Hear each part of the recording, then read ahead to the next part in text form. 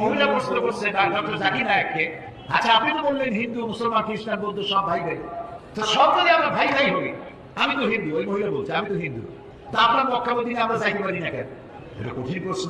আমি চিন্তা করলাম কি জবাব দেয়, আমার কাছেও জবাব আছে, কিন্তু উনি কি বলেন সেটা শোনা দরকার। উনি জবাব দিলেন, বোন আপনার বাড়ি কই? কই তো ইন্ডিয়া। জন্মস্থান কোথায়? এখানে। আমার জন্মস্থান এখানে।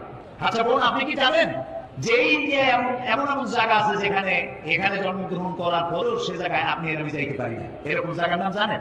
কোন এরকম জায়গা থাকবে কেন? আমি ইন্ডিয়ায় জন্মগ্রহণ করছি, সব জায়গায় যাইবেন। উনি বললেন বুঝি না, এখানে এমন এমন জায়গা আছে যেখানে আপনি আমি প্রবেশ করতে পারবো না, তার নাম ক্যান্টনমেন্ট। ক্যান্টনমেন্টে আপনি উঠতে পারবেন না, আমি উঠতে পারবো। ক্যান্টনমেন্টে ঢুকবে যারা নিরাপত্তার দায়িত্বে, দেশ রক্ষার দায়িত্বে যারা আছে, যে কোনো মুহূর্তে দাঁড় দিয়ে বলে জান দেওয়ার জন্য, রক্ত দেওয়ার জন্য, জীবন দেওয়ার জন্য ঝাঁপায় পড়বে, সেসব সেনাবাহিনীর জন্যই ক্যান্টনমেন্ট তৈরি করা হয়। মানে